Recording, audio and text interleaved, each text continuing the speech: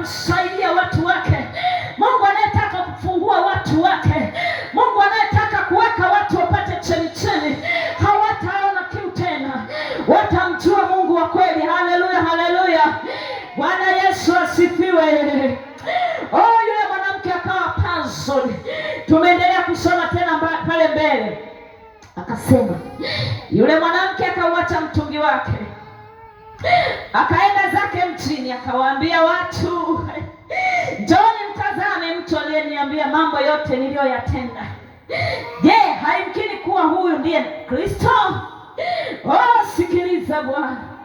Yesu akisema na moyo wa mtu, Yesu akiingia kushughulikia maisha ya mtu, Yesu akiingia kuchunguza maisha ya mtu. Yule mama alikuwa ameenda na mtungi wake, hakukumbuka habari ya mtungi tena, hakukumbuka kwamba nimekuja kuchota maji tena. Akasema, maji haya ninayochota ni kitu gani? Mtungi huu niliobeba ni kitu gani? Sijui ulikuwa ni mtungi wa namna gani. Yakini alienda na kamwendo kake kazuri, amepania na dhambi yake moyoni. Akasema, mtungi unanichelewesha, naondoka. Mtungi unanichelewesha, naondoka. Aliwata pale kisimani. Biblia inayosoma inasema hakwenda nyumbani mwake, akaenda kuambia watu. Bwana Yesu asifiwe. Akasema, njooni muone mtu aliyeniambia mambo yangu yote. Haleluya.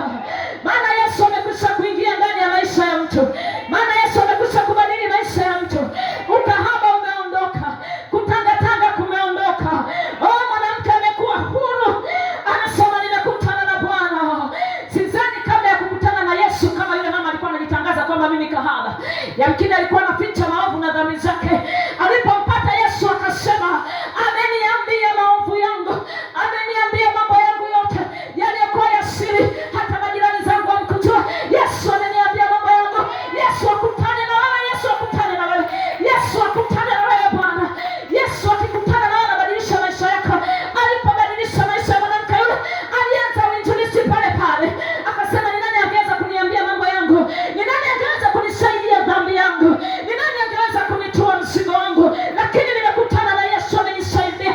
Ninaona ile mzigo wa dhambi ndani yangu umeondoka. Nimesikia kufunguliwa, nimesikia wepesi. Njooni muone Yesu. Hakuwa na aibu, alienda mjini akaanza kutangaza habari za Yesu.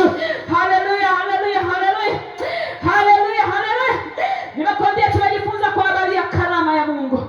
Yesu akasema, laiti ungalijua kipawa na zawadi ya Mungu, ungeniambia mimi Yesu nikupe maji haya. Sikiliza, kwenye sura ya 6 ambayo niliruka ile, ukiangalia kuanzia mstari wa 27, 27 pale, huko nyuma ukisoma kidogo, anasema kuna watu walikuwa wako na Yesu. Yesu alikuwa anawafundisha. Baadaye akaonea huruma, akasema watu hawa wana njaa, akawapa chakula. Akasema, wanafunzi, tunasemaje kwa habari ya watu hawa? Wakasema, kuna chakula gani cha kuwatosha watu hawa? Lakini baadaye Mungu akabadilisha, Yesu akabadilisha, visamaki tu vichache viwili na ile mikate 5 wakala wakashiba. Hii sura ya 26, ngoja nikusomee tena.